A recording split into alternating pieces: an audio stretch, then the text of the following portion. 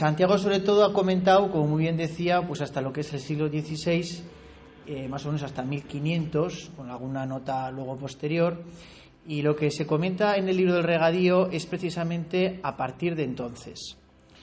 El libro está centrado en el regadío antiguo, y vamos a ver tanto este como el regadío nuevo, y en primer lugar pues tiene un apéndice, tiene unos antecedentes en los que se ve que es un tema que viene de antes.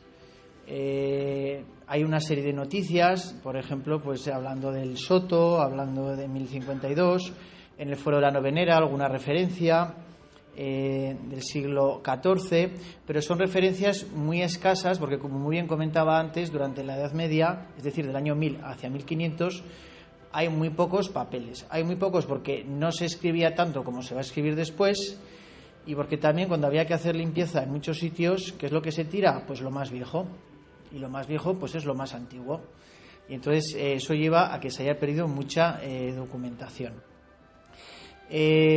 Por el siglo XIV se habla de que había un regadío, pero hay muy poquito más, y no es hasta hacia 1535, después de los hechos y la conquista de 1512 y de la pacificación posterior a la guerra civil, cuando se empieza a ver ya lo que es el regadío pues en un sentido lineal hasta tal y como lo conocemos en la actualidad, ¿no? Esta primera noticia, sin embargo, no es nuestra, sino que es de nuestros vecinos de Miranda, y es que por entonces pues quieren poner en uso pues una parte de su término como regadío, y claro, para que el agua baje con pendiente tiene que ser pues unos kilómetros aguas arriba, y en este caso es desde la Raga, ¿no? Esto fue hacia 1535, y los de la Raga 2 años después, unidos con Berbinzana porque formaban una misma unión, pues también hacen lo propio, remontándose aguas arriba y yendo hasta Mendigorría, ¿no?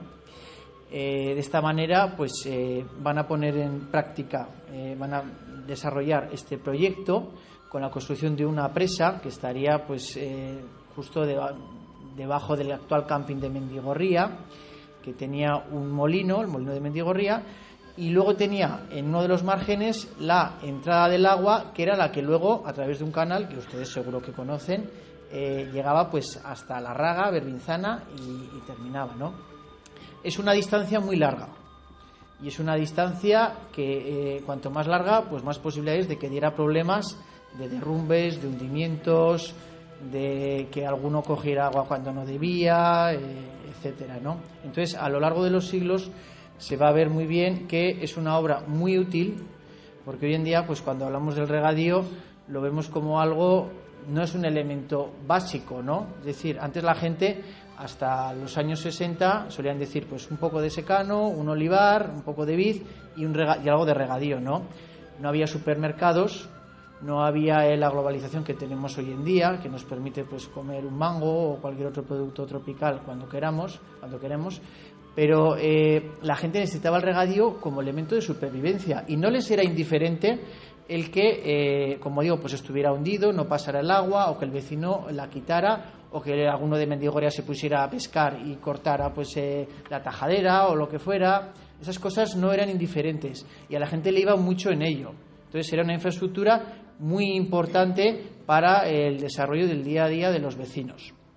Bien, esta primera infraestructura que se puso en construcción pues hacia 1569 aproximadamente, porque hay varias escrituras que complican un poco la datación exacta, se inauguró el 19 de agosto de 1559 con una comida, que es un dato que ha sacado Santiago de los archivos y que nos habla pues eso, del día en concreto en el que se puso en marcha la infraestructura.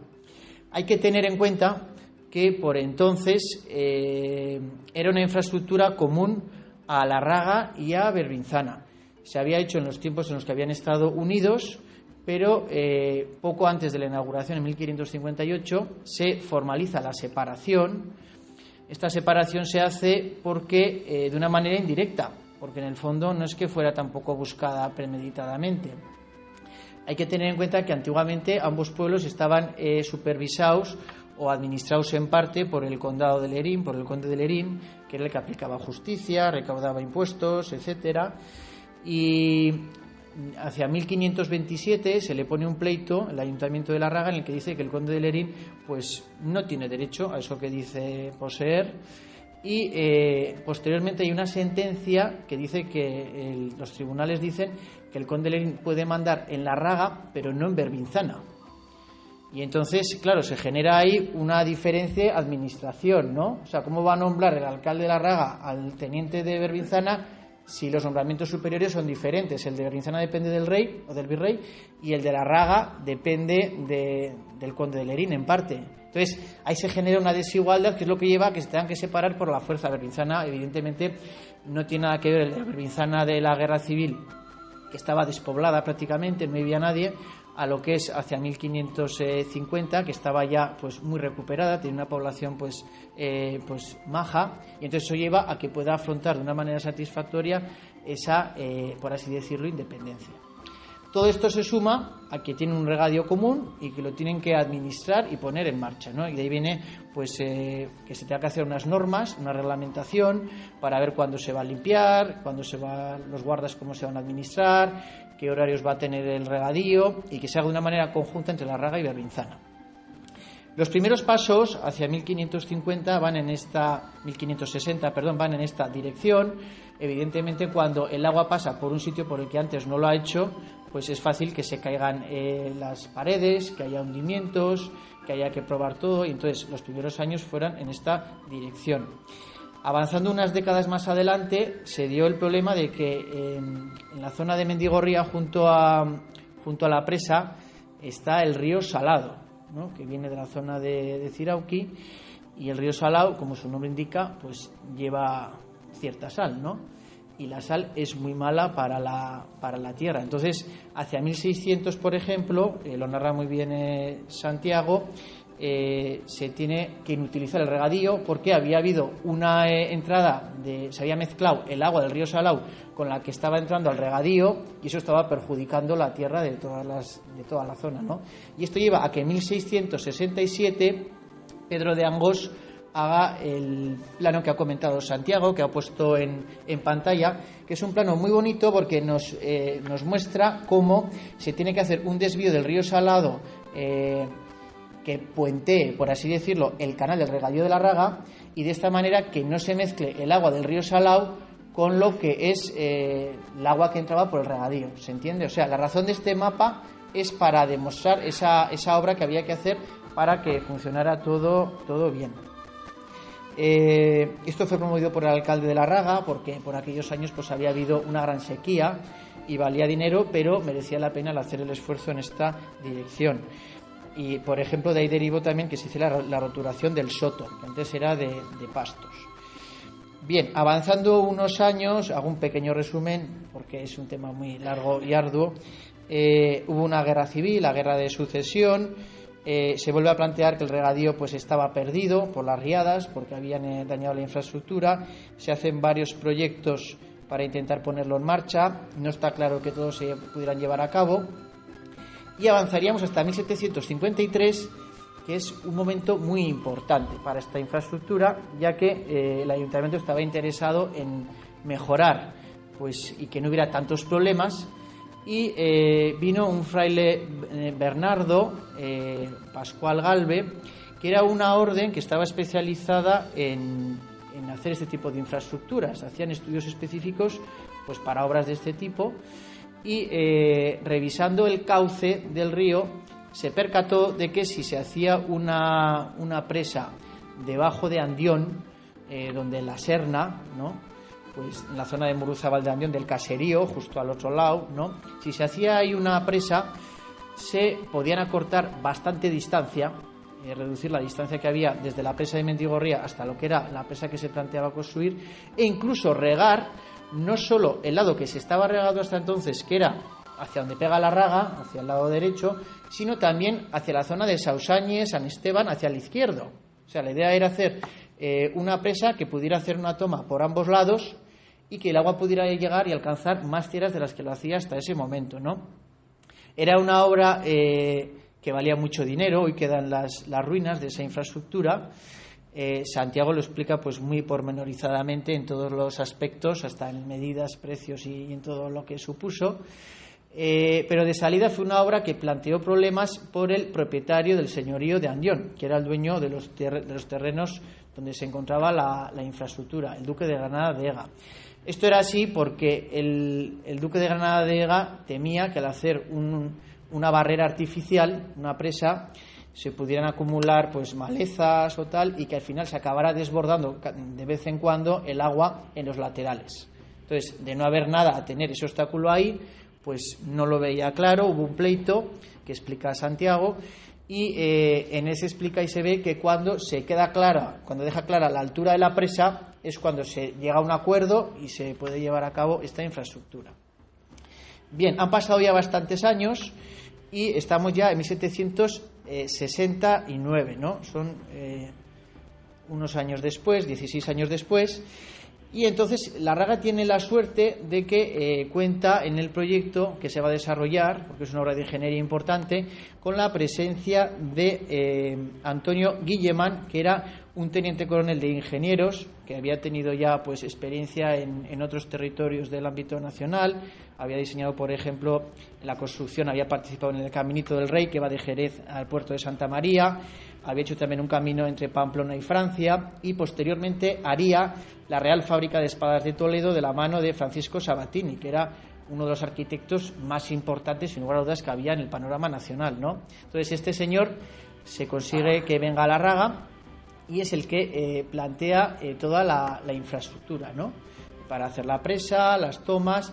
Había que hacer también unas norias de madera para que pudiera subir el agua con cazoletas y que pudiera salir por los laterales. Entonces era una obra muy, muy importante, y yo creo que Larraga pues es muy desconocida. O sea, está justo pasando la Serna, las Vacas de Macua, pues bajamos abajo y en la curva, ¿no?, yendo hacia Mendigorría, pues a la izquierda, donde la Granja de la Serna, ahí al otro lado, está ahora abandonado, pero es una obra desde la que se planteaba tomar el agua para canalizar el agua al regadío.